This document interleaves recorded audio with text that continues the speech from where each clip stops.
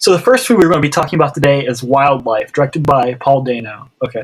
By the time that we made this podcast, I have seen Wildlife now. And why it's not getting any attention anymore. It's really good. Yeah, and it's such an Oscar movie. Yeah, I think at least Carey Mulligan should get nominated. Yeah, for sure. She was really great. I hated her character, but she was really great. She was so good. She was always great too, but he's not in the movie that much. Yeah. My word, it's been a long time since I really just kind of wanted to strangle a character. I was like, you were so... something that's really interesting about the movie Wildlife, right, is that I think the movie starts one place, it ends in a completely different place, which might sound like the stupidest observation you could ever make about a movie. But I feel like you see because Wildlife is a movie that's been done multiple times over. Like, the plot, it's been something that we've seen before. But where the characters start and where you figure they're going to go at the end is very different than you first expect. Yeah, we've seen a lot of movies about broken families and divorce and that sort of thing before. But, this is a very different take on it, and I feel like it's more of a character study, and you really understand where each of these characters are coming from. The mom character drove me bananas. Yeah, but at the same time, I didn't understand and I didn't agree with where she's coming from, but at least you get insight into why she's acting that way. And it's kind of like she's acting that way based on loneliness and a midlife crisis, and her character's really interesting. Yeah, but she's also just I don't know. She talked about at the beginning, she's like, oh, we need to be a family, and then she's going off and not being a family, and I was like, shut up. Yeah, she contradicted herself, but yeah, I felt she was layered, and I was always interested to see what she did next. Okay, there was a part of that movie where I almost just shouted in the theater. Which part? Okay, it's a spoiler. So if you care about Wildlife spoilers, mute me out for the next 10 seconds. And you should care about Wildlife. You should care about Wildlife spoilers. It's a good movie. Great you should watch it. Anyways, there's a scene where the Jake Gyllenhaal burns that guy's house. Oh my god, yeah. I was like, what the crap is this? Yeah, he went from 0 to 100. I know, because at first I was like, oh, I'm totally on Jake Gyllenhaal's side on this. I would be upset too. This woman is a jerk. And then he does that, and I was like, yo, but you shouldn't burn people's houses down. That's not good. Yeah. Especially when you spent all this time taking out forest fires. I know. That was so ironic. He fights fires, and then he just burns stuff. A scale out of 10, what would you give Wildlife? When you mean scale out of 10, do you mean the flick scale, or do you mean just Yeah, what the flick scale?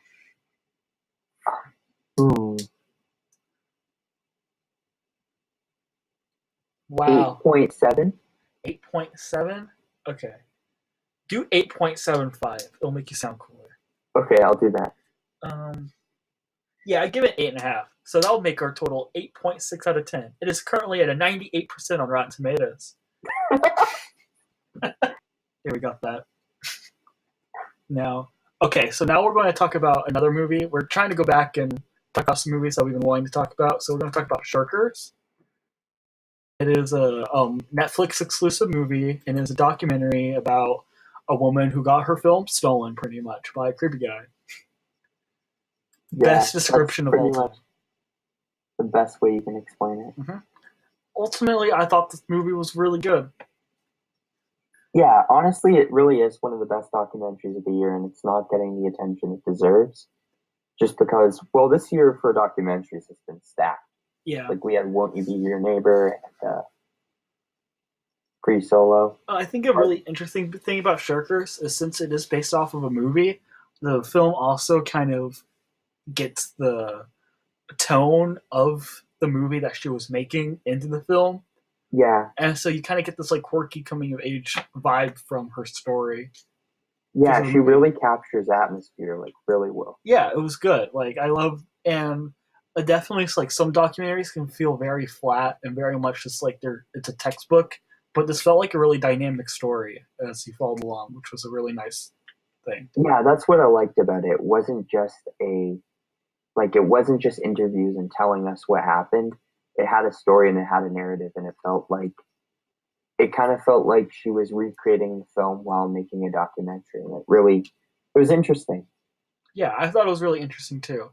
The flashbacks were really cool and well done too. Yeah, I would definitely recommend it. I'm going to give it an 8. Okay, I'm going to give it an 8.5. Definitely one nice. of the most unique documentaries I've seen in a while. I should probably move my score up. It's a good movie.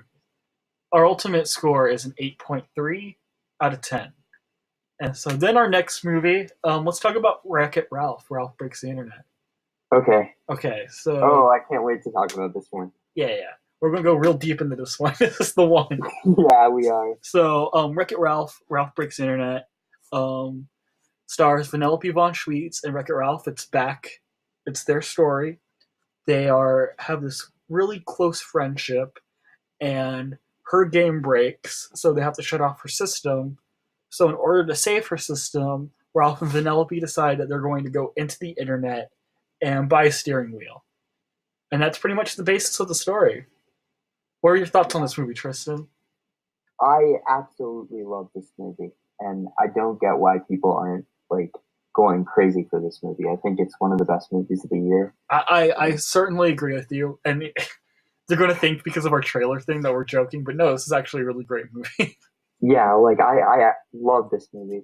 I am a fan. I'm a really big fan of the first Wreck-It Ralph. I think it definitely works, but I think the second one is actually better because it explores more thematic elements and themes. Yeah.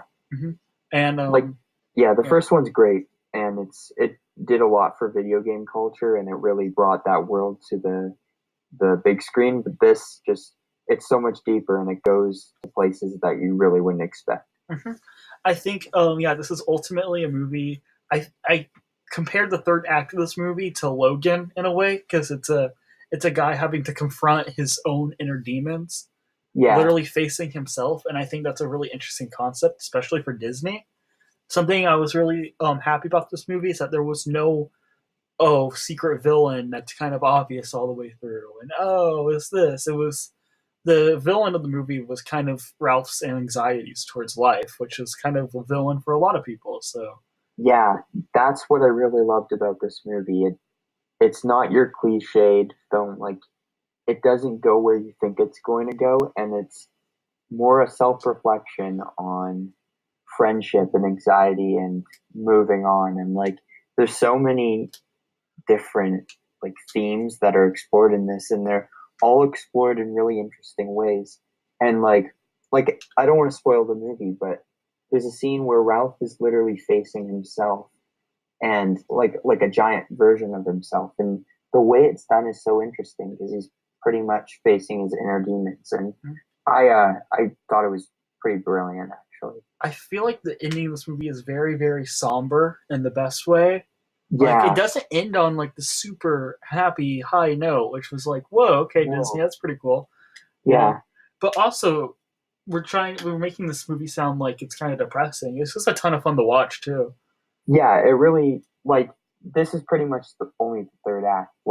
Getting to that point is a lot of fun, and they have a lot of people assume that it's just going to be consumerism because of the Emoji Movie, but the way they do it is really interesting. The eBay and all the different computer games and viruses. The world building's really innovative and unique for sure. Yeah, the actual look of the internet is so sick. And what I love is that we have an entire concept where Ralph is becoming a meme. Yeah. And so he's flossing and he's doing the Bob Ross painting. And I know immediately whenever I saw that film Twitter and Letterboxd would be like, ooh. But I don't think they're getting it. They're looking at it surface level, but it's basically showing how these stupid things that, can be done so easily have kind of dominated our culture and have made people. Yeah, absolutely. It's a joke. It is an absolute joke of. This whole movie is pretty much poking fun at our society and showing us kind of how ridiculous the internet age is in some ways. Yeah, even then, and then even it shows that this zany and fun place, and then it shows kind of darker sides too of how we could just completely take over our lives and existence. That was kind of went to some interesting places, Yeah. And also Disney Princesses and Vanellope's song. All of Oh, that that was was so so funny. good. It was so good. I love what they did with the Merida character from Brave. So Yes, good. that was so Such a good funny. bit. I was like, oh, I was dying at that scene. Yeah. Anyways, I thought it was excellent. I'm gonna give Ralph 2 a 9 out of 10. Uh, I'm going big. I'm going 9.75. Whoa. Yeah, Okay. it's probably in the top 4 of the year. So that's going to give it a 9.6, I think. Yeah, so Yeah. anyways, we highly recommend this one. It's really great. And then we're going to do one last movie today. We're going to talk about a controversial one, Suspiria. Oh no, Here I we knew go you were about going this. there. You knew I was going there? All right, cool. Yeah, this is going to be difficult. Okay. Yeah, so anyways. So Tristan and I both come from different standpoints with Mhm. Suspiria. Complete different standpoint. Complete different standpoints. I do not like the original, and Tristan loves the original. So we both came in with very differing viewpoints of what this movie would be. And I walked out really digging it. And Tristan, what did you think? I hated it so much. Yeah, it's probably I don't think I've ever hated a movie more than this one. Really? Yeah. And I get I'm completely biased because I went in with expectations that were way too high. Like the originals in my top 50, Call Me by Your Name's in my top 10. Like my expectations were so high for this movie and it just didn't meet them. And I guess I was expecting a different kind of movie. And the type of movie that I got just didn't work for me personally. So I'm not going to call it a terrible movie. Just I don't know, it just didn't do anything for me. Like the original is so atmospheric and scary, and it's got so much tension. And this one, I felt just relied more on shock value. And I get a lot of people disagree with me on that, but I don't know. I don't really get the hype for this one. Yeah, I ended up really digging this one. I'm so I was surprised. I was really surprised too, but from scene one, I was like, "Oh, I actually really like this. I really love the atmosphere that Luca Guadagnino makes from scene one. Every single shot feels very muted, which is a really interesting choice since the original was so colorful that it was kind of interesting that this seemed more understated and very kind of nuanced in look. But I felt like this first off, the 2.5 hours went by like that, and I think the reason for that is that this movie has a hypnotizing trance it kind of puts you through throughout the entire thing because it was constantly keeping me wondering what on earth am I watching the entire time? And sometimes that can be a frustrating experience for a viewer, but here Yeah, I thought it was very expertly handled because I was always intrigued by it. And I don't know if it's because I liked the way the world looked or I kind of understood these characters in a certain way. I don't really understand how this movie works for me at all.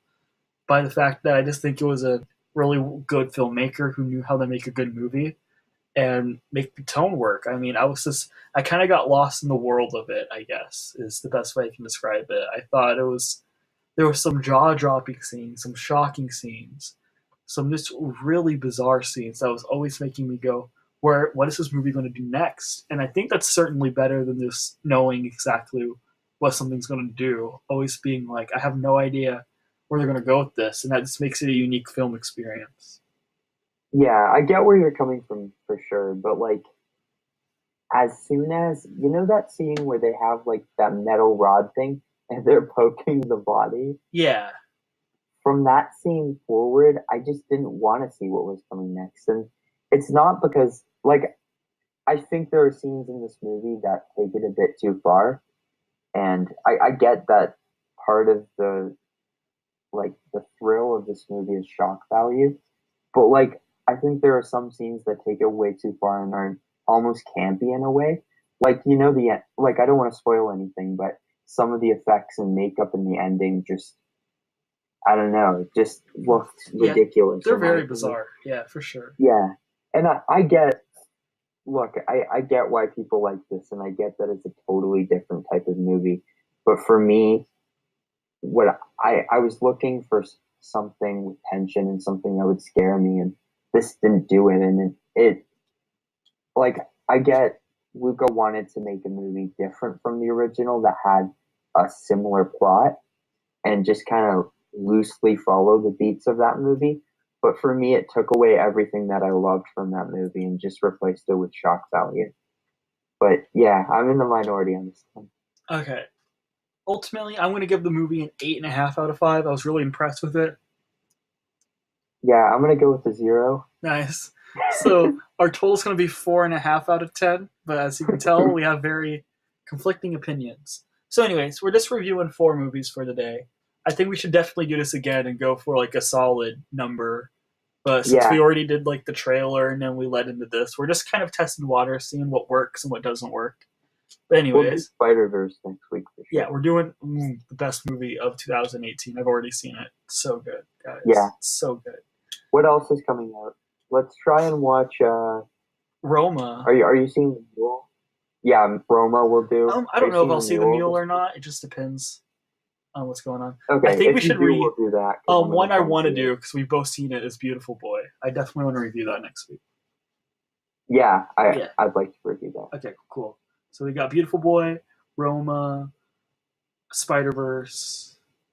We'll pick one more. Yeah, or like a few more, So anyway. Yeah. Thank you guys so much for watching. Adios.